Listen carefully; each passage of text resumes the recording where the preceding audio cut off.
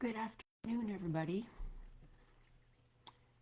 Michelle here, and I am getting ready to start our character study on Abraham. I started live a few minutes early because I want to make sure everybody has plenty of time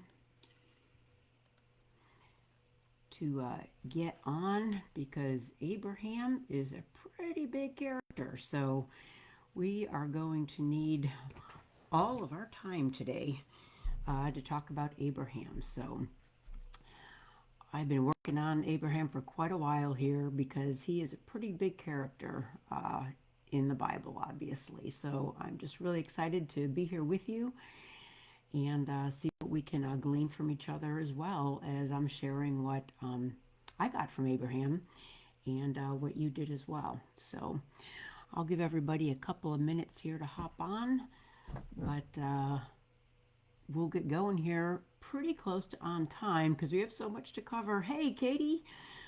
So glad you're here.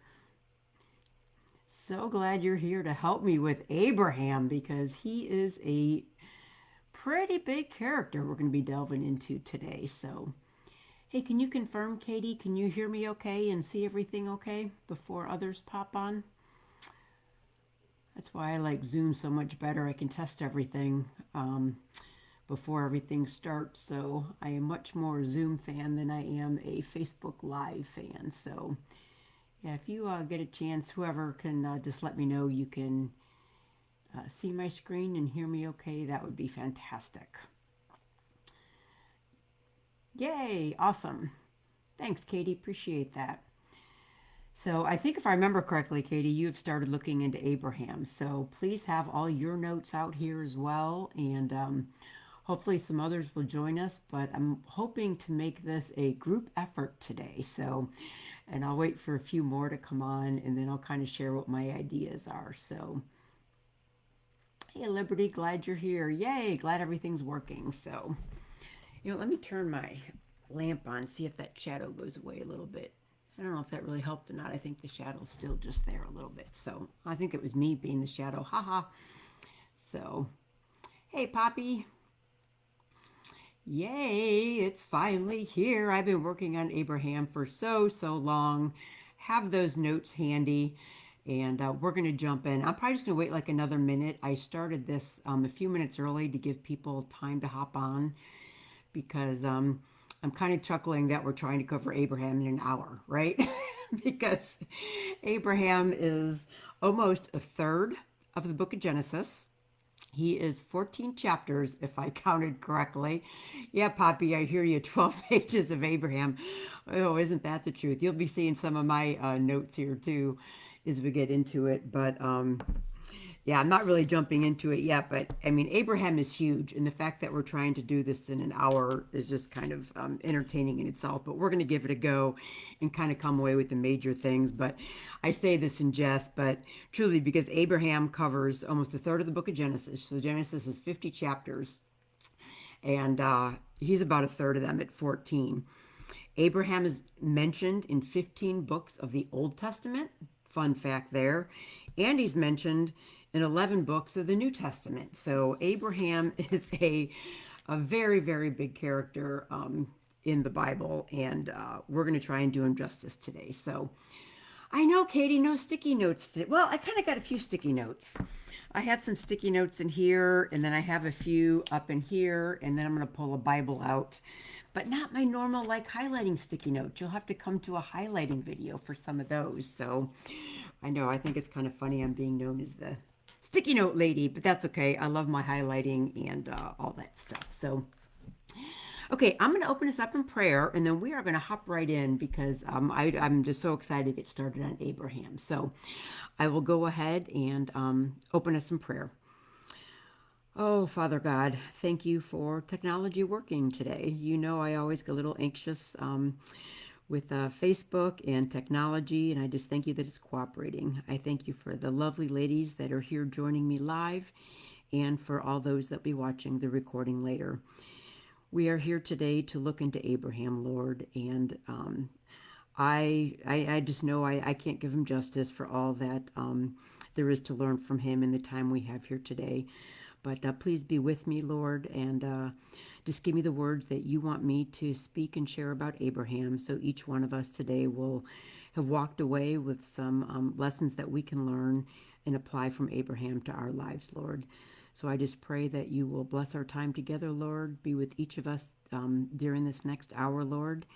And may we just spend this time learning more about Abraham and you and how we can better serve you and love you.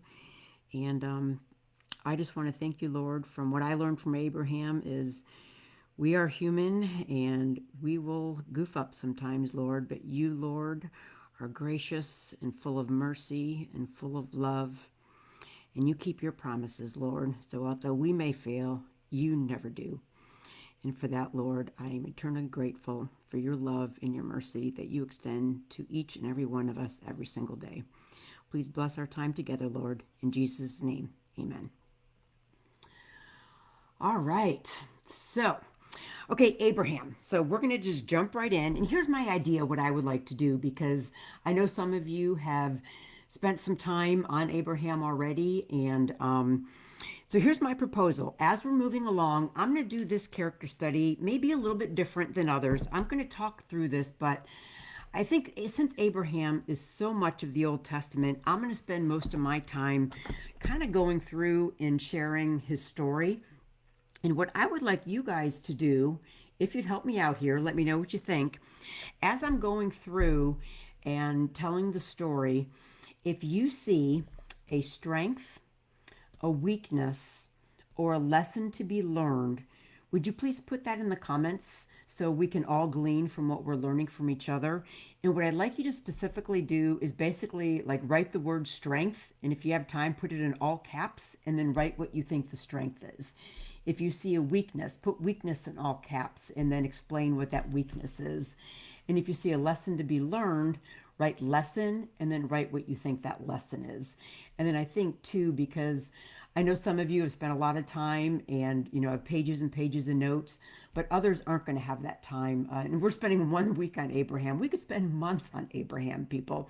So I think we could use this as an opportunity to really help all of us learn and grow from each other.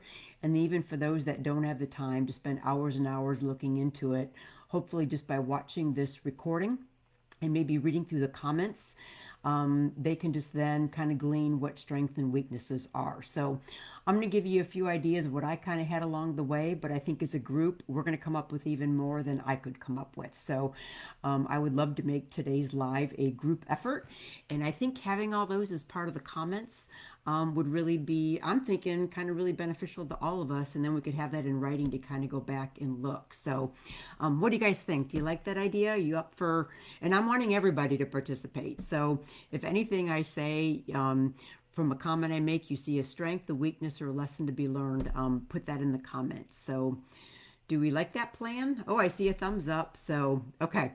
So that's what I'm thinking here, because there's just so much, and obviously we can't cover it in an hour. So let's get started, and I'm going to maybe go down one little rabbit trail that I just kind of found really interesting. So technically, and this is just a scripture journal that I did all my notes in. This is not my normal highlighting, so for those of you that know me as the highlighting queen, this is just a scripture journal that I had lying around. It's the Lexham Standard Bible. I think it's very close to a NASB, I think is what the equivalent is. But I am a writer, so I have Logos Bible software, but just reading, and I've tried copying and pasting and printing it out, and that just doesn't sink in for me. For me, I learn by writing things down. So a lot of this is just more like I highlight it here, and then it corresponds with the note over here on this side. So the color coding and all of this doesn't mean anything, but it was more just notes that I took as I was studying Abraham, is what I did. And then through all these notes, I then went back and just kind of put all this together. So I'm going to start with one thing up here in the stats, because I do think this is kind of worth mentioning. And we're going to find this in Genesis chapter 11. And basically, it's basically a genealogy at this point in chapter 11. And Terah lived 7 years before he became the father of Abram. So here we're learning that Terah is Abraham's father, and that he also bore Nahor and Haran, And then Haran became the father of Lot. So we're obviously going to hear a lot about Lot. So that's kind of there. What I want to kind of to glean in here, because I think it's really easy in English to read over something. And it just says they all lived in the land of the Ur of the Chaldeans. So you can just read that. And, to me, living here in Tennessee in the U.S., Ur of the Chaldeans doesn't kind of mean that much to me. So I looked into Ur a little bit. And what was really interesting is Ur is basically the whole focus of it was on their temples and their pagan idolatry. And it was a city of idolatry with large temples built for the worship of these idols. And then from some cross references, and I do want to share these with you, we learn that Terah, Abraham's father, worshiped these idols. And I don't know, tell me what you think in the comments, but I don't know. Let me ask first, what do you think what was your first thought of Abraham? I mean, my first thought is Father Abraham, right? He's declared righteous by God.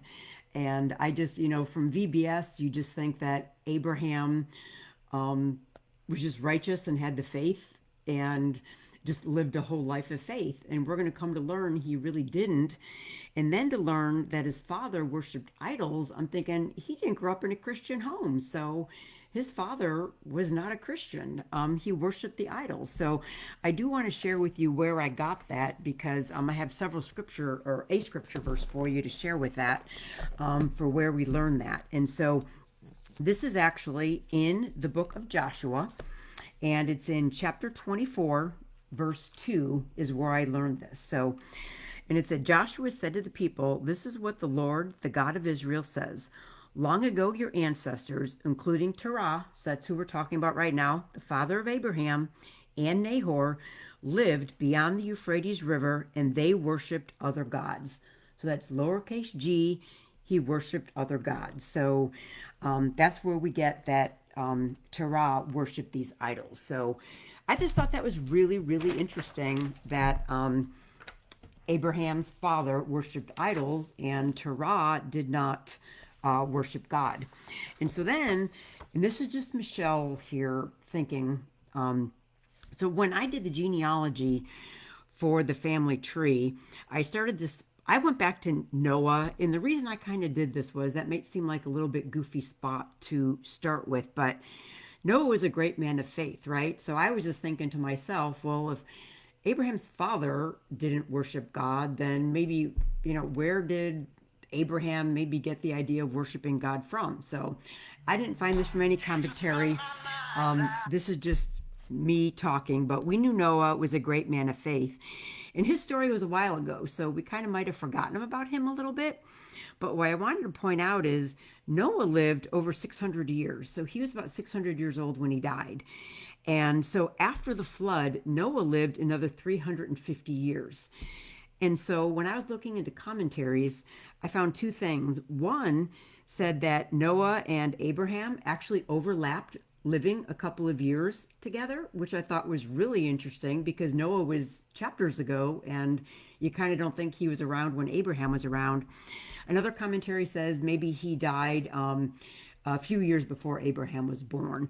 But so I don't know, maybe Abraham, and they're all family. So I don't know where Abraham's faith started. This is just Michelle. I don't have any proof of this, but I don't know, was it Noah? Was it other family members? But he wasn't getting it from his dad. But I don't know. I just found that kind of interesting. So I did my family tree going back to Noah. And then since we probably won't have time to get to this, this is a very minimalistic family tree. But my point is Abraham, then by Sarah, had Isaac. Isaac had Jacob and Esau. Names we're all very familiar with. And then what I really want to show is that through Isaac, through Jacob, then Jacob had 12 sons, and one of them was Judah, and then from Judah came Jesus. So real quickly here, I wanted to show you that from Abraham's seed, because we're going to get a lot into the promise that God made to Abraham, it basically ends up being in Jesus. So keep that in the back of your mind as we're referring to all the promises, not all of, I should say the promise that God made to Abraham, but that he keeps repeating. So okay, so I just thought that was kind of fun. I wanted to cover that real quickly. And then back on the story summary sheet, Normally, when you have a small character, you can write a couple sentences, and fill it out. But Abraham is so big.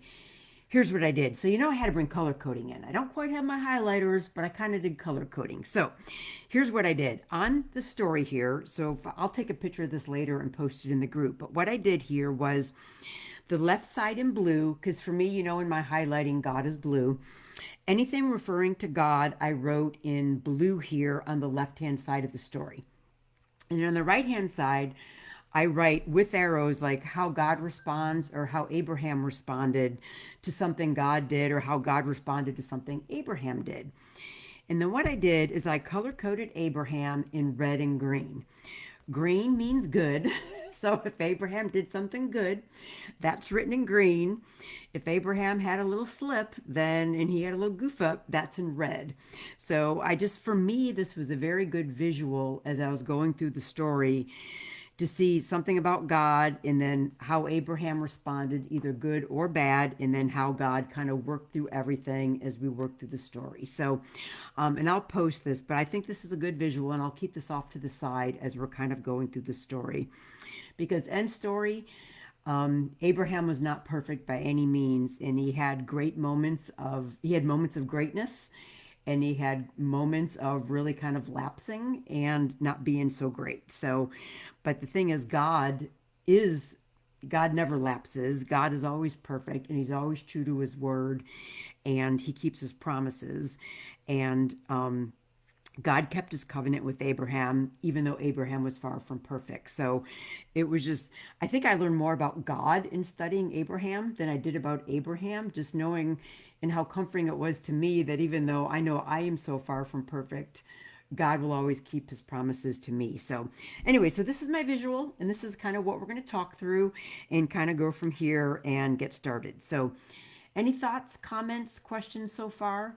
Katie, thanks for pointing out that what the left and the right side is for. That's really helpful, I think, especially for watching in the comments later. So, okay, so we started in chapter 11, and we're going to continue here a little bit further because I want to talk about in 31. If anybody read this, it just says we knew that they were all living in the Ur of Chaldeans. We talked about that. And then it says, and Terah took Abram his son and Lot, the son of Haran. And basically, they went out together from the Ur of the Chaldeans in order to go to the land of Canaan, and they came as far as Haran. So tell me what you think in the comments, but I think my entire life, I have just thought that Terah had this idea for some reason just to get up and leave and just go. And then I always thought God first appeared to Abraham when they were living in Haran.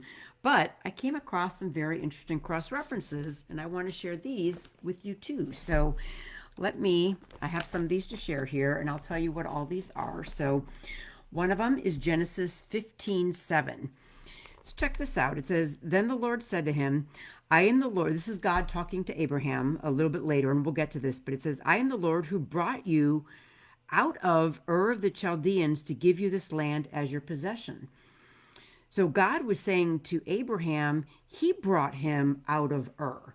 So, here I had the idea Terah took them out of Ur, but God is saying he took them out. So I was just like, okay, is there more to that, or can I learn more? But I just found several more cross references where God is saying this. And this one is from Nehemiah 9, verse 7. And it says, you are the Lord God who chose Abram and brought him from Ur of the Chaldeans and renamed him Abraham.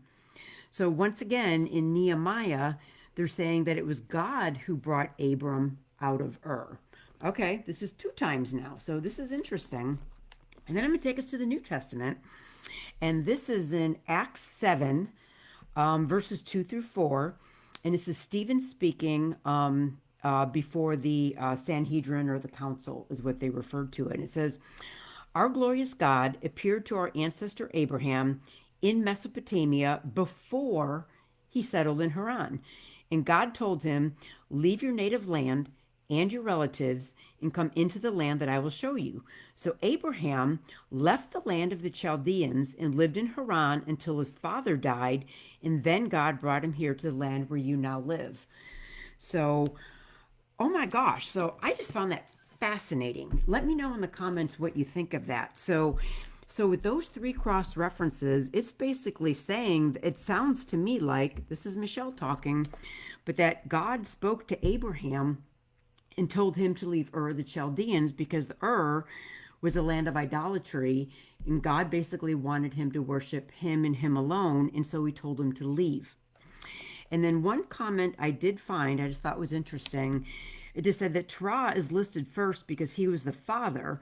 And it said, but we know from scriptures that God called Abram to leave Ur, the land of idolatry, and travel into the promised land. So, now that's not recorded in the Bible, but from those cross references, we know that God had spoken to Abraham and told them to leave. So I don't know. I just found that absolutely fascinating. So, okay, let's really get into a lot of other good stuff. Not that that wasn't good. So, yeah, Katie, I never caught that either. That was like brand new to me. So, okay. And then the other thing too, real quickly, I got this map from Tommy. We know Sue loves Tommy. So, you know, I had to bring Tommy in somehow.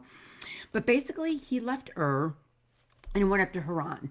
And once again, you know, just living here in the U.S., that kind of means nothing to me. And you thought it could be just, you know, walking a mile and going to the next town over. But no, Ur was about, if you do a straight line from Ur to Haran, it was about 400 miles. But because of the caravan route they kind of had to take, commentaries vary, but they said it was probably about a 550 to 750 mile jaunt. So you had Ur here, and I highlighted over here, this is basically the eventual promised land. So this is Canaan, where the end goal was. But they would have had to go directly across the desert, which is a not very likely thing to do. So they went up the Euphrates River, so they had water, and it was a very fertile land. So they definitely took the long way around. But so they started up and then settled in Haran. So, but I just want to point that out because I just, you know, you forget that this was a long journey. And then, you know, knowing there were, you know, women and it was a caravan of people, they weren't moving at a breakneck speed. So one commentary said maybe 10 to 20 miles a day is what they maybe covered. So this took a while to get that far. So I just kind of wanted to point that out. So, but now they're in Haran. And then this is probably, this is the promise that God gave to Abraham, and it's probably one we're very familiar. But I wrote down here that it was promise repeated because from what we shared, it sounds like God had talked to Abraham, but here we have it in writing for the first time. And it says, Yahweh said to Abram, go forth from your land, from your family, from your father's house. And real quickly there, I'll point out too, because then what happened was Terah died. So at this point in time, when they were living in Haran, Abraham had been with his father, but now his father had passed away. So he's saying, go from your family, go from your father's house, and go to the land that I will show you. And what I kind of note here is God is doing all the I willing. Abraham didn't have to do anything. So to the land I will show you, and I will make you a great nation. I will bless you and make your name great, and I will bless those who bless you, and the ones who curse you, I will curse you. So God is doing all the talking, and all Abraham had to do was receive. So this is Michelle talking here. Once again, this isn't from commentary, but since we knew Abraham's father was a worshiper of idols, you know, I just asked myself, did Abraham believe in God at this point? Did he? I don't know. So if you guys have any information on your information, let me know. So did he have faith? And that's why he responded in the very next verse. So Abraham obeyed and he went. Or, you know, one commentator that I read actually said, you know, God was just promising all these things, and maybe Abraham just said, oh, that sounds good. I can go along with that. And go from there. I don't know. So I think it maybe is a little bit of combination of both. I honestly don't know. But the important thing is here, Abraham listened to God and he went forth as Yahweh had spoken to him. So I put that in the pink because for me, the pinks were, I think that's a strength. He obeyed God, right? He didn't question him. He didn't talk back. He didn't, you know, so Abraham went forth as God had spoken to him and he went. So I thought that was a strength. So I don't know if you think that was a strength or have another idea from that, let me know. So he went and then he shows up to the land of Canaan. And then he looks at Canaan and it's basically full of Canaanites. And these are not these are idolaters, and the Canaanites are not a good people. And throughout the rest of the Bible, you could learn a lot more. Um, and it wasn't good. And so Abraham's going, okay, God, you got me to the land, but I can't go inhabit it because there's people there. And then right away, then God, and this is where I feel like I learned so much about God. God appeared to Abram and said, to your seed, I will give you this land. So basically, he's confirming to Abraham, yes, I know there's Canaanites living there, and you can't inhabit it right now, but this land will be yours. And then, so once again, Abraham obeyed. I think that's a strength. He built an altar there to Yahweh and who had appeared to him. So he built his offer. He responded in faith to God. I think that's a plus. And then from there, he moved on onto the mountain, onto the east side of Bethel, and he pitched his tents at Bethel. And then he continued on towards Negev. And Abraham at this point is about 75 years old. So, yeah, Poppy, that's a good question. You said, was he looking for an out? Yeah, I don't know. So, yeah, because if he didn't have faith yet, right, then so then maybe that could be a weakness in asking that question. So yeah, that's why I'm loving that we're doing this as a group. So, first chance came along, he's like, okay, God, I'm where you are, yet I can't go there. So, yeah, but then God is so good, and he right away, even though Abraham was having doubts, God just came right to him and said, no, you don't have to be. This is going to be yours, Abram. Don't worry about it. And I apologize ahead of time if I flip flop between Abram and Abraham. So, because we know his name has not been changed yet, but the point is he responded in faith and he built an altar. So he responded and he continues on. So okay, so I think so far things are pretty good. Abraham obeyed, he followed God, he's going towards Negev. Things are good. And then now we flip the page in my scripture journal, and it says, now there was a famine in the land. So what does Abraham do? He leaves the promised land and he went down to Egypt.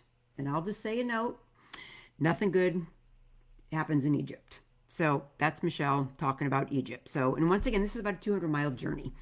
So what I see here by Abraham going down, I think there was some weaknesses going on here. You can let me know what you think, because I don't see anything about Abraham saying, hey, God, there's a famine in the land. I'm worried how to feed my family, how I'm going to feed my livestock.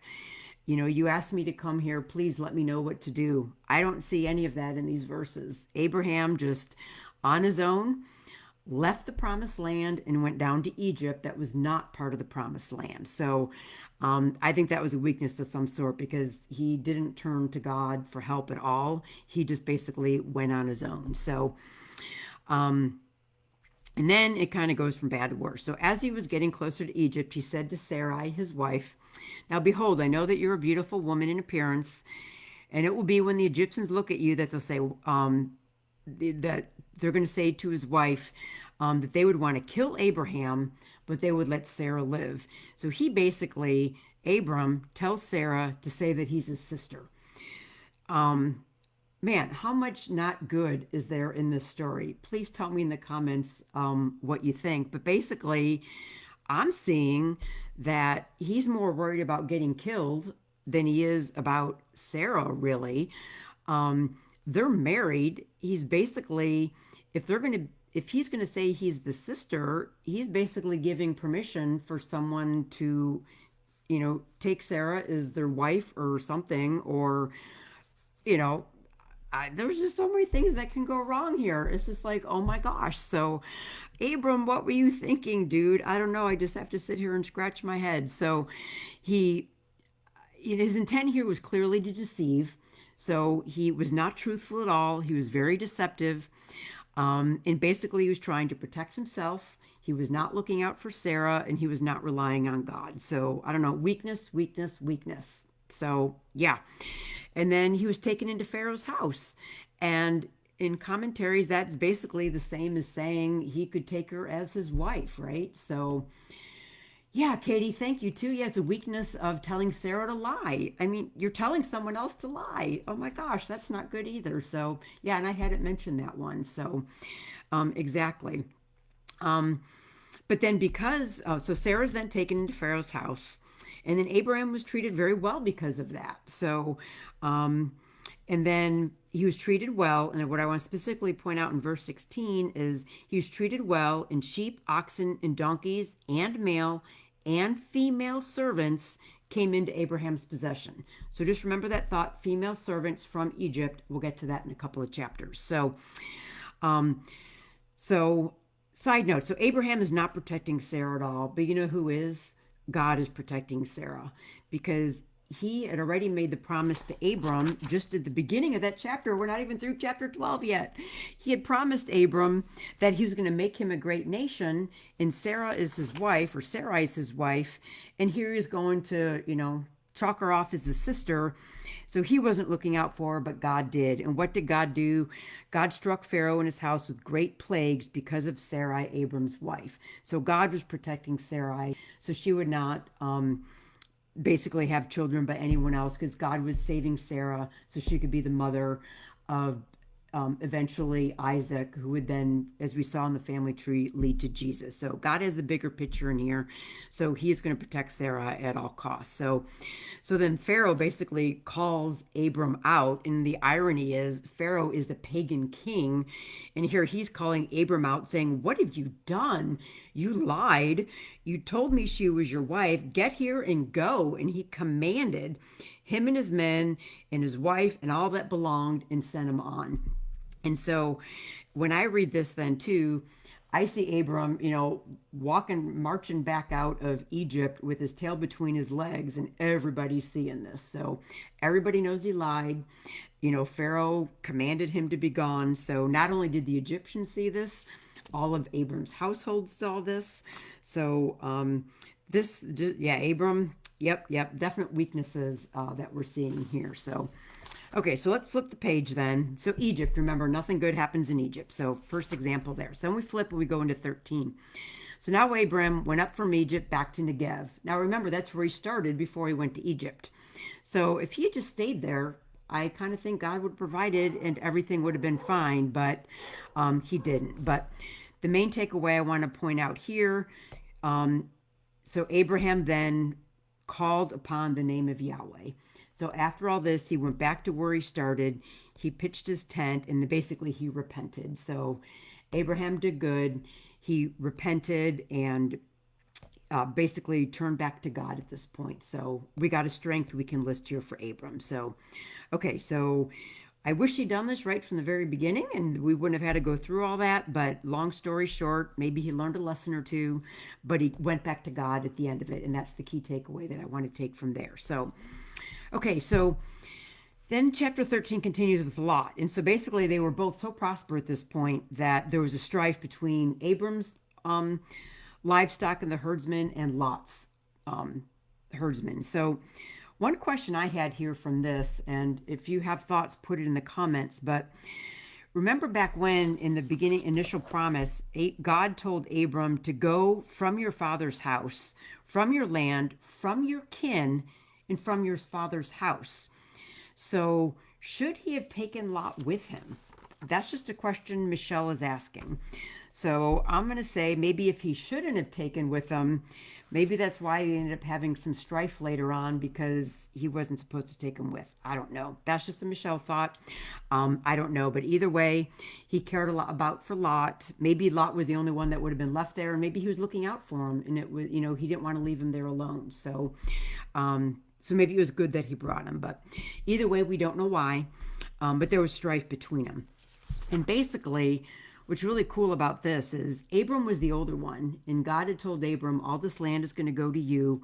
But Abram was the bigger person here and basically told Lot, look to your left, look to your right, you pick whatever land you want, and you can take it, and then I'll just go the other direction. So Abram did really good here. It was a very challenging situation. I'm sure that could not have been easy, having all that strife. Hey, that might be a good word to look up to see, what there is on the word strife. But he was the bigger person and basically said, you take your land and you pick, and then I'll go the other direction. And then Lot picked Sodom. So at this point, we don't know much about Sodom, but we'll get there in a minute, that it's probably wasn't a good choice that he chose Sodom. But anyway, so he gave up a bunch of his land, gave it to Lot, they went their separate ways. And then this is where I say I learned so much about God right away then. Right? And God, and Yahweh said to Abram, after Lot had separated him, now lift up your eyes and look from this place where you are, northward and southward, and eastward and westward. For all the land which you see, I will give to you and your seed forever. So even though Abram had just given away land to Lot, God right away came back and said, you are basically, I'm confirming with you that that land is your land and it's your seed's possession. So I think, God, you're just so good. So, and remember, Abraham is still childless at this point. So, still no children. And then God adds to it. So he keeps repeating the promise, but we learn a little bit more. And he said, because he had said back here, a great nation, and yeah, basically, I'll make you a great nation. So now he says, I will make your seed as the dust of the earth, so that if anyone can number the dust of the earth, then your seed can also be numbered.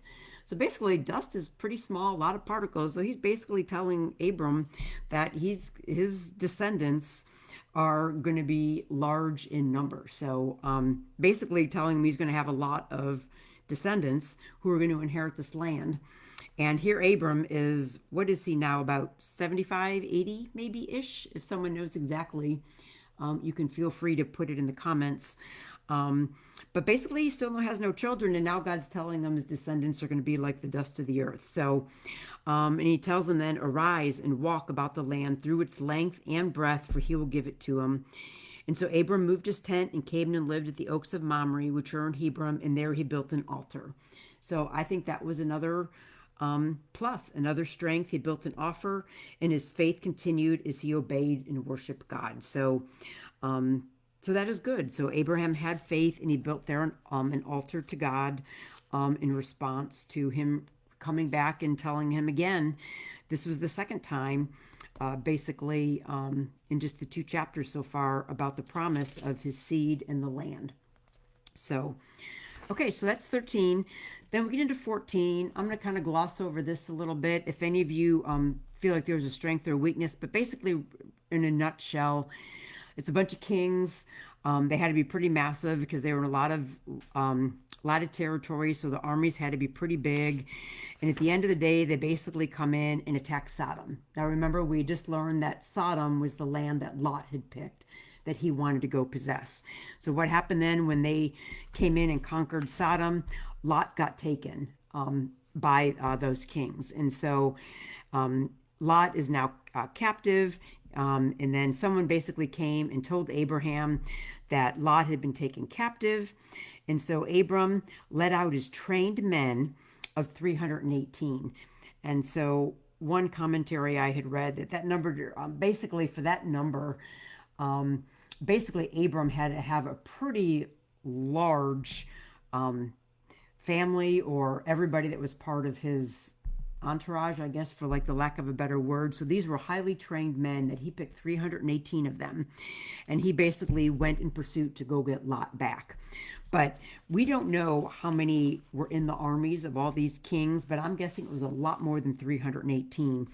But Abram basically is with 318. He's going to go pursuit, and he was pretty much, must have been kind of a strong military guy, I think. So he divided his men, and he basically plotted a night attack, and basically was able to rescue Lot, and then brought him back with all of his possessions. So his night attack obviously must have been really successful, and he was able to defeat then the massive armies of the 4 kings. So, and then he brought back all the possessions, and he brought back his relative Lot with his possessions, and also all the women and all the people. So Abram very unselfishly returned all of Lot's possessions to him.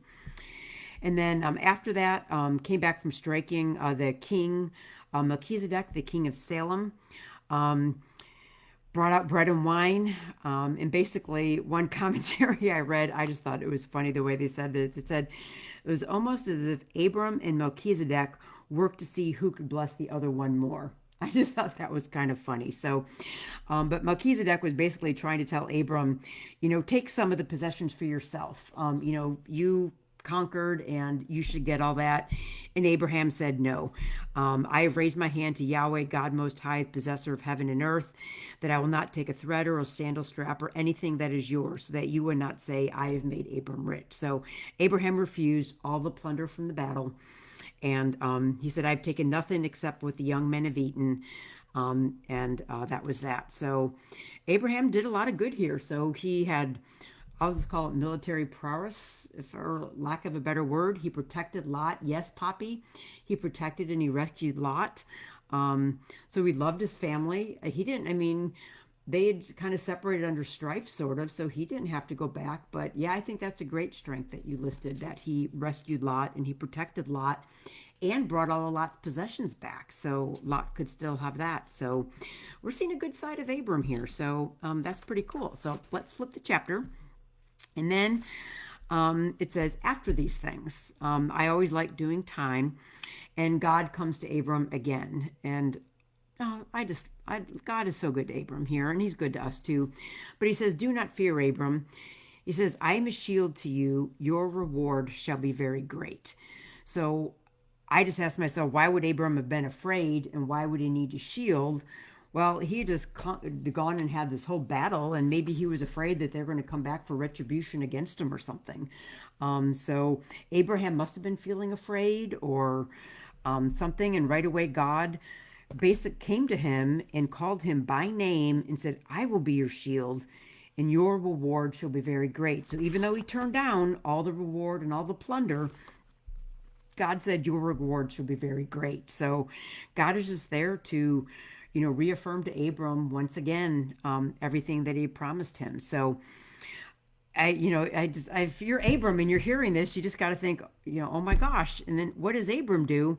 He responds with a question, because obviously he must have being childless on the brain still.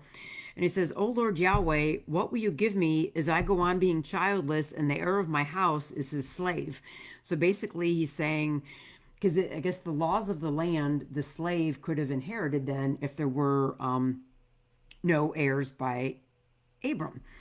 And so God has come back and repeated this promise now several times, says he's going to be reward, he's going to be a shield, and Abram responds with, but what about the child? Nothing's happening here yet. So I see this. Let me know what you think in the comments. I'm saying that a bit, but I think this is a weakness here on Abram's part. So, I mean, at best, he's trying to force God's hand maybe to find out more of, hey, when is this child going to be born? Or give me some more details here because it's been a few years and I haven't heard anything. Or at worst, he wasn't believing that God was really going to give Abram a son, and therefore he thought he'd have to fall back on his slave to be his heir. So I think verse 2 here is basically weaknesses on Abram's part. So on the weakness column, that might go there. So, but then God responds and he repeats the promise and says, then the word of Yahweh came to him and said, this one will not be your heir. So Abram, Eliezer of Damascus is not going to be your heir. And now he gives even more details again. It says, but one who will come forth from your own body, he shall be your heir. So he's telling Abram, you are going to be the father of this child. And then he brought him aside and said, look towards the heavens. And remember earlier in chapter 14, he said, your seed are like the dust. Now he's telling them, your seeds are like the stars. And if you can number them, so shall your seed be. So he's once again saying, your seed are going to be like the stars. You're not going to be able to count them because there are so many. So he's reaffirming again. And then here's probably, when I think of Abram, this is probably the verse that one of the main verses I think of. It says, then he believed in Yahweh and he counted it to him as righteousness. And so Abraham believed and God counted him as righteous. In this verse alone, I just have basically every color highlighter on there. This is quoted 4 times in the New Testament. It's in Romans 3 times, it's in Galatians, and it's in James. Well, I wrote down 4 times, but I actually wrote down 5 verses. So, anywho, but very famous. It's referenced a lot in the 4 times, and basically, it's by faith in God that you are declared righteous, not by anything that Abraham could do or would do. It was just by faith and believing in God, in faith alone, that God counted him as righteous. And that applies to us too today. So what a promise for Abram to take and for each and every one of us to take. So right there, I think that's a lesson to be learned, right? Just remember that promise that by faith alone, we are declared righteous. And if you want a good word study, go do one-on-one on righteous, because that would be absolutely fantastic. So definitely a strength I would pull from this verse and a lesson to be learned from this verse. So good, good, good, good. So yeah, so those were some things that I would then be adding to my character study. So we go on to verse 7. And then he said to him, I am Yahweh who brought you out of Ur the Chaldean. So, remember that verse we quoted earlier? So now God is telling him he brought him out of Ur to give you this land. And then Abram basically goes, but how can I be sure, Lord? Oh, Lord Yahweh, how may I know that I will possess this land? So he just got declared righteous 2 verses earlier, and now he's saying, but can you tell me a little bit more? How will I know this? And then I circled that because you guys know I like to circle questions. And then basically, God in his graciousness, once again, didn't scold Abraham, didn't yell at him. He just said to him, basically, go grab me a heifer. And basically, at the end of the day, he goes ahead and he cuts a covenant with him. This could be a whole couple weeks study just on the cutting of the covenant. So I feel it's so hard to just gloss over this. But long story short, God cuts a covenant with Abram. And typically covenants were between 2 people. You'll see other covenants in the Old Testament that are between 2 people. And usually it's like a promise they make to each other. But this covenant it's God doing alone signing this covenant. Abram didn't do anything. So this covenant cannot fail because it is God making the covenant. So God alone signed this and basically guaranteed that this covenant and everything is going to come true with this. So yes, Jessa, Abraham is so deep, and trying to do this in an hour is like, oh my gosh. But I hope I'm glossing over the key points, and then you guys can go in and keep adding to your character studies on this. But so, oh my gosh, so God then cuts a covenant with him, and I just can't imagine how special that moment was. So for God reaffirming, comforting Abram again, just amazing, absolutely amazing. So, okay, so Abram should be feeling pretty good at this point. So then we flip the page and we start a new chapter. So, and I apologize, I've been covering this up here on the left, but we'll kind of get to that. So then we get to 16, and now Sarai, Abraham's wife, is basically getting impatient because she has been wanting a child, and as it hasn't happened yet. So Sarah came up with her own plan. And she said to Abram, now behold, Yahweh has shut my womb from bearing children. So I don't know if we were doing a character study on Sarai. I don't know. She's basically kind of blaming God here on this one. Let me know what you think in the comments. But she's basically blaming God for her not being childless. And God had told Abram it would be his seed. And so she said, go to my servant woman. Perhaps I'll obtain children through her. And who does he tell her to go to? Hagar, the Egyptian, her servant woman. So when did they get Hagar? When they had gone down to Egypt, and Abram had lied and got all these gifts from Pharaoh. And remember, we read that he specifically got male and female servants. So in that plunder that he received from Pharaoh was Hagar. And now Hagar is going to cause a bunch of grief for Abram. So if they never go down to Egypt, just saying, who knows? But I just had to box this an exclamation point and ask why. And it says, Abram listened to the voice of Sarai. So that's in red because it's got to be a weakness, right? So I don't see, I'm speechless. Abram should have said something like, let's believe God. God has told us we're going to have children. It's going to be my seed. I don't want to sin against God.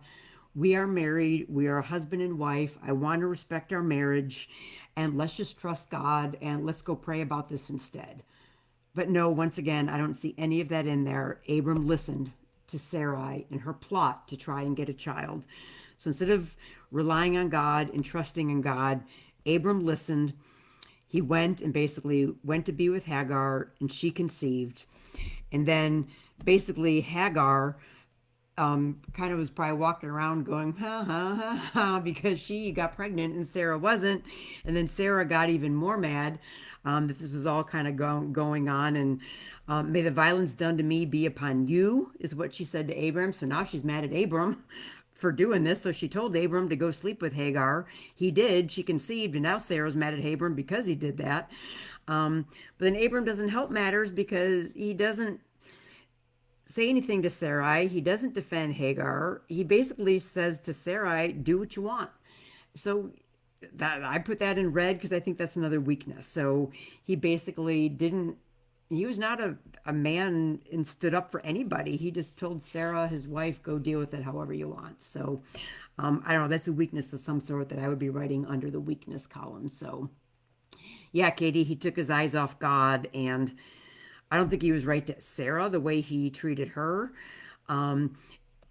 Yeah, so Abram just, yeah, that was just as I wrote here, it just was a complete collapse of his faith again. So, yeah, Jessa, that's what happens when we try to help God. So that's a lesson learned, right? Don't try to help God. I think we can put that under the lessons learned column. So he goes to do that. Yeah, so it's not good. It says here we get a time check of how old Abram is at this point. He's 86 years old when Hagar bore Ishmael. And then we have some time lapse. We'll flip and go to chapter 17. It says Abram, his name hasn't been changed yet, is now 99. So he ended here at, I went too far, 86, and now it's 99. So 13 years have passed, still childless, and Yahweh appeared to Abram again. Isn't God so good in all this? I think that's why I said I learned more about God than I did Abram. But Yahweh appeared to Abram again and said, I am God Almighty. Walk before me and be blameless, so that I may confirm my covenant between me and you, that I may multiply you exceedingly. So Abram fell on his face. Okay, good, Abram. You showed submission. You're giving honor to God. You fell on your face. And then God continued speaking and said, as for me, behold, my covenant is with you. So he's once again saying, it's with you and it's with your seed that will come from you. And he's just affirming him again. God is so good. Even though Abraham had doubts and he was trying to help God, like Jessa just said. And then Abram, what does he do here? Is probably another very verse that we're familiar with. He changes his name. He changes it from Abram, which means father of many, to Abraham, which means father of many nations. But he also tells us a bunch more things. And I'll slide this over here a little bit so you can see my notes. It says, I will make you exceedingly fruitful, and I will make nations of you. Now, if you want to nitpick, when we learned about in Genesis 12:2, it said nation, singular, and now he's making a plural. So nations are going to come from you. So that has to be even more people yet, right? So nations and kings. Kings had never been mentioned before. So now Abram is also being told kings will go forth from you. And I think Sue mentioned earlier that a lot of this is foreshadowing of Jesus. So, yes, the ultimate king is going to be Jesus that comes from this with, several other earthly kings beforehand. But this was new. So Abram is now being told nations, plural, and kings will go from you, and I will establish my covenant between me and your seed. That's huge. So far, God has been saying his covenant was with you, and now he's expanding to tell him that covenant is not only with me and you, that covenant is going to pass on to your seed after you throughout generations for an everlasting covenant to be God to you and to your seed after you. Wow. So all that we're learning that God is expanding on and telling more details to Abram. I now can say Abraham officially. So to Abraham, this is, I will give to you and to your seed after you the land of your sojournings, all the land of Canaan, for an everlasting possession, and I will be your God. So this covenant is not just for Abram, but it's for all of his seeds. They're going to be numbered like the dust, going to be numbered like the stars, and all this land is his, and it's forever and ever and ever. It's an everlasting possession. So, oh my gosh. So, and God just keeps repeating this to Abram and then keeps giving him more details. So, so good. And then God institutes a sign for the covenant. So basically, for lack of time here, I'll kind of fast forward a little bit, but basically, he tells him to that circumcision is going to be a sign of this covenant. And Abram, he then changes Sarah's name, and Abram basically went right out and circumcised. So he just went right and circumcised himself and then circumcised his entire household. And so Abram did good there. So he obeyed God right away. He didn't hesitate. And he's 99 years old. So I can't imagine getting circumcised at 99 would be too fun. But he did it, and he circumcised his entire household, and he obeyed God. So that is good. So Abram, God told him more. He cut a covenant with him. He asked for a sign of the covenant. Abram obeyed. And then we flip to 18. So this is all pluses, I think. Those are all strengths that we could add into the strength column. Then we go to 18. And it says, Yahweh appeared to him, and then 3 men came to him. And this is basically where they come and say, I will return to you at this time next year, and behold, Sarah, your wife, will have a son. So they've been waiting a long time, right? Correct me if I'm wrong, but what, at least 25 years? Is that right? How long they've been waiting for a child? I'm having a brain zap. So if it's more, please let me know, and I apologize if I'm getting that wrong.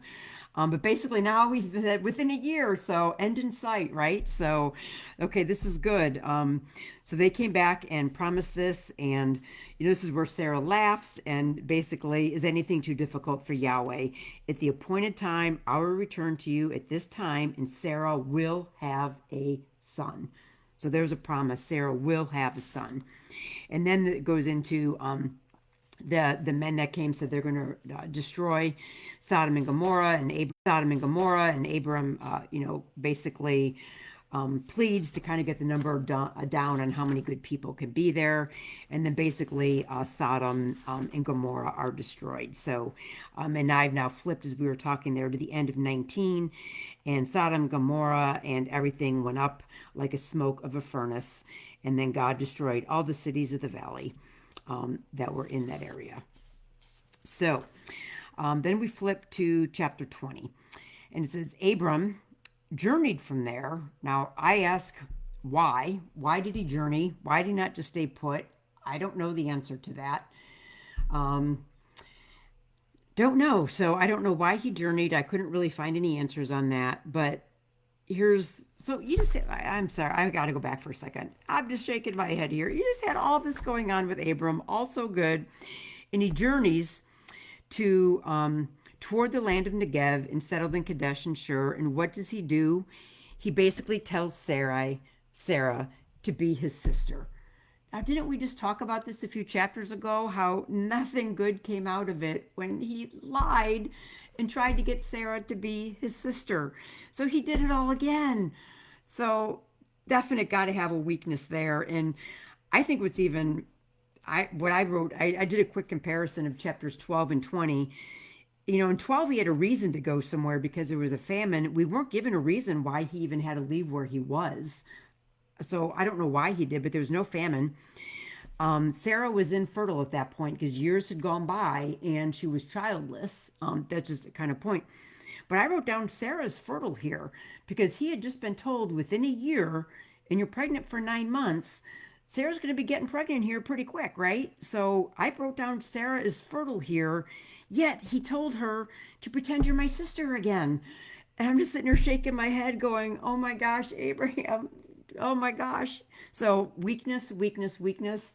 Let me know what you want to write down as a weakness, but that's got to be something in blaring bold red letters at this point on a weakness there. But once again, God is so good. So even though we are so imperfect, and Abram obviously had his imperfections, God intervened again because he was going to be there for Sarah, and he was going to protect Sarah and protect her womb eventually because she was going to be the mother of the line of Jesus. So he was looking out for her, and God intervened, and he came to Abimelech and said, return the man's wife. He is a prophet. He will pray for you and you live. But if you don't return her, know that you will surely die, and all those who are yours are going to die. So God basically came and told Abimelech, don't take Sarah as your wife. Just don't do it. And Abimelech then came to Abraham and basically rebuked Abraham again. So Abraham has been rebuked by Pharaoh. He's doing it all over again, Katie. And now he's getting rebuked again by Abimelech. So Abraham's, going off with his tail between his legs again. But, Abram here said he's trying to make excuses. He's saying, I surely there's no fear of God in this place, and they'll kill me because of my wife. So once again, he's more worried about himself than his wife. And as a husband, he should be protecting and looking out for his wife. So weakness right there, right? I should have my red pen out again because he was more worried they're going to kill him for his wife, and so very selfish and self-centered, I think. So not good there. And he kind of just basically tried to cover it up, and then this is even to me worse yet. So here was a big whammy here that he basically was more worried about himself. That has to go in red. Sorry. But then check this out. And it happened when God caused me to wander from my father's house. So I don't know what I'm reading there is because I asked before, why did he wander? Why did he leave? Here he's basically saying God caused me to wander. He's basically saying God made me leave. So I think he's kind of blaming God there a little bit for why he made him leave and why he then had to say Sarah was his sister. So I don't know. That has to be read. How we word that, I'm not quite sure, but that has to be something as a weakness because he's basically blaming God for his problems, not taking any ownership in what he had caused. He was basically worried for himself and blaming God for everything. So definitely some character flaws, I think, in here. And yeah, Katie, thanks for mentioning that. He is the first person in the Bible to be called a prophet when he was called that. So thanks for pointing that out. I forgot to say that. So, and then because they're prophet, remember, prophets interceded, right? For people, they prayed to God. So it says Abram prayed to God, and God healed Abimelech and his wife and all his maidservants because Yahweh had shut the wombs of all the household because of Sarah. But God then, because Abram, the prophet, prayed, God opened them all up again. So, okay, so we got some weaknesses and maybe some lessons we want to learn from things we don't want to do that we may get from this. So now we'll flip the page and go to 21. And God, who is faithful, like we've been saying all along, Yahweh visited Sarah as he said, so he kept his promise. And Yahweh did for Sarah as he promised. And Sarah conceived and bore a son to Abraham at the appointed time. So it was all according to God's plan, all according to God's timing when this was going to happen. And Abram was 100 years old. So we have a time check right there of when Isaac was finally born. Now remember Hagar, nothing good comes from Egypt kind of thing. Sarah, Hagar the Egyptian, was basically laughing in jest and making life miserable again for Sarah. And long story short, for lack of time, basically Hagar then gets sent off. But God had told Abram, I know Ishmael is your son, but don't be distressed for your boy. I will take care of them. Promises. So Abram, good, Abram, a plus here. So he rose early. That should have been a green. Sorry, that should not have been in red. That should be a green. So Abraham obeyed here. So he rose early. And even though I'm sure it had to be hard to send off Ishmael because he wasn't the promised son, but he was still Abraham's son, and that had to be hard to let him go. But Abraham listened to God, and he obeyed him, and he sent them off. So I think that probably goes in the plus column, or maybe a strength again, that he listened to God and obeyed, and he sent him off. And so then the other thing, I think of two things. If you had asked me before we started, what do I think of Abraham? I'd say Father Abraham, and being declared because of his faith righteous. And the other main thing I think of is the sacrifice of Isaac. I think those are the two main things that I think of when I think of Abraham. So then we have in chapter 22 the test of Isaac, where God told him to take your son, your only one. Now, if you want to talk foreshadowing of Jesus, oh my gosh, we could spend weeks on chapter 22 talking about how this story with Abraham and Isaac foreshadows Jesus. Oh my gosh, so much good stuff. But he tells him to take your son, your only one, sounds familiar to Jesus, to go forth to the land of Moriah. If you want to do a location study, Moriah would be really cool. A little teaser. This location is significant because it's the future location of the temple where the sacrificial system will be used for generations. And that's from 2 Chronicles 3:1, where I got that. So that's why I say chapter 22. Oh my gosh, we could just spend, yeah, Poppy, we could camp in chapter 22 for ages. And I'm going to go over a few minutes, but yeah, we're going to camp here for about 2 minutes instead of a couple of weeks. So, but here, Abram, this goes in green. So what did he do? He arose, got an early start. He didn't stall, no pausing. He just went and did what God told him, and he trusted God. So major strength here. He took God's word. And he took wood of the burnt offering and put it on Isaac his son, and he trusted that God will provide himself the lamb foreshadowing. Oh my gosh, so much we could get into, for the burnt offering of my son. And then he stretched his hand. He was ready to slay his only son Isaac. But the angel of Yahweh called to him and said, Abram, Abram, here I am. Do not stretch your hand out against the boy and do nothing to him. For now I know that you fear God, since you have not withheld your son, your only one, from me. So, okay, that's got to be green. That's a strength. That's got to be a lesson learned. That's got to be like everything. So Abraham obeyed. God recognized the faith that he had and said, don't fear. God is just so good. He stepped in and he provided the substitute sacrifice. So God then, Abram lifted up his eyes and he saw the ram, and then that ram became the offering, the burnt offering in the place of his son. So once again, foreshadowing to Jesus, absolutely insane. And then Abram called on the name of Yahweh. So that's got to be another strength right there. And he names the place Yahweh will provide. So Abram, a lot of strengths on Abram here on this point. So, and then we have a few other little things on Abram, but then I just want to jump to the end. In chapter 25, and it says in 25 verse 8, and there was basically, in all the stuff that I missed, there was really nothing bad. I mean, in my green reds, there was nothing. Abraham, I feel, lived a fairly faithful life the rest of his time after this. And then it said he breathed his last and died in a good old age. And I wrote, a good old age suggests fullness, just as life God had promised to him.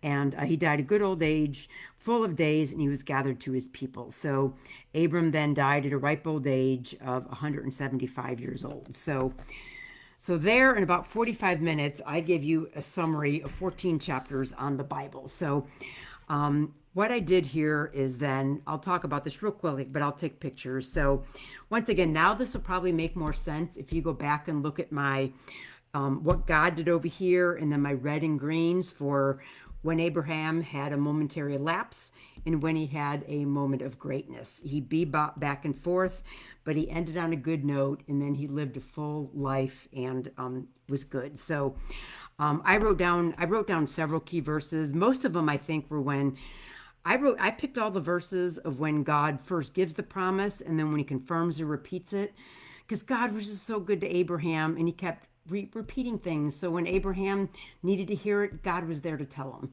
And so I kind of picked all the verses of whenever God repeated or told Abram more details, because God will tell you what he plans to do in your life. We just have to go to him in prayer and be willing to listen, and then act in faith, not take matters into our own hands. Don't try to help God, as Jessa said. Just trust God, and things will act according to his plan, because his timing is always right. Then I put that verse 15:6, where God counted Abram as righteous, because I think that was a key verse. So, and then if I flip it over, what I did then is I kind of went through for the weaknesses. For when I was saying things in red, I kind of just summarized some of the things and put those as weaknesses. I did the greens in strengths. I won't take the time here to read them, because I pretty much said all these as we were kind of talking through it. And then I picked what I just thought were some lessons to be learned. And I'll read these real quickly. These are just some things I thought. I would love for you to add some of these to the comments. But I said, follow God's call even when the path is unclear. Trust God. He keeps his promises. We could just stop right there. So God is faithful. He keeps his promises. Learn from our mistakes, because we are going to be imperfect. We are going to sin. And we are imperfect human beings here on earth. But if we can learn from our mistakes, confess our sins to God, and repent and learn from them, that's all God asks for us, is just come back to him and tell him, I'm sorry. And he will be there with open arms to welcome you back. Oh, we have such a good God.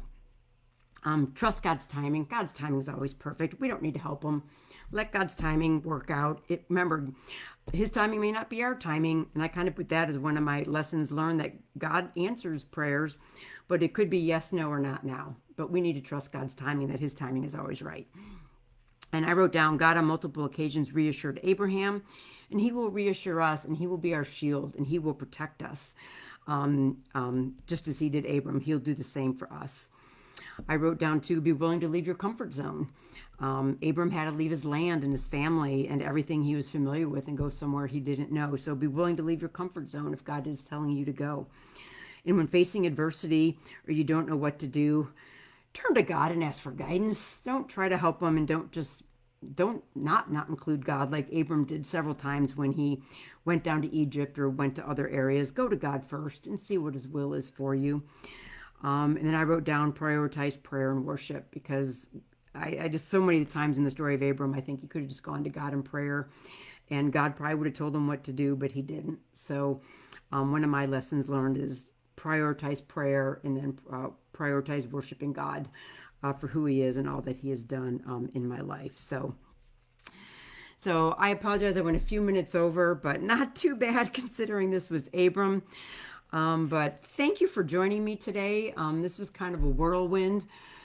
But yeah, this was so good to study. And I thank you for all your comments and your notes that you made in the comments. And if you're watching this later on the recording, please add in what your strengths and weaknesses that you think are, and we can all just keep adding to our character study of Abram. So, because so much is to be learned from him. But I think, my main takeaway is, I think from, VBS or just that, God declared him righteous. I just thought he was perfect, but he wasn't. He was human, just like you and I are. But God is faithful, and God keeps his promises. And that's just what I'm going to walk away with, because I'm human just like Abram was, and I'm going to goof up, but God is faithful and he loves me still. So much to learn from him. And even though this was a heck of a character to tackle, there was just so much good stuff to be learned. So thank you all for joining me. This will be live in the Facebook group for 30 days, so you can rewatch it here. We'll pin it to the featured section so you can find it. And then eventually we'll provide the link that will be over on the YouTube channel, so you'll be able to view it there if for some reason you want to go back to it or you're not able to watch it in the first 30 days. So, so thank you for joining me. Thank you for participating, for giving me your thoughts and comments, and just love being with you here today. So until next time, I will be doing Stephen in a couple of weeks with you guys. So I've not started him yet, but after Abraham, I feel like I can tackle anybody. So I am off to start my study on Stephen, but you guys keep digging in on Abraham and let me know what you learned from him. But go and have a blessed day, everybody. We will see you soon. Bye-bye.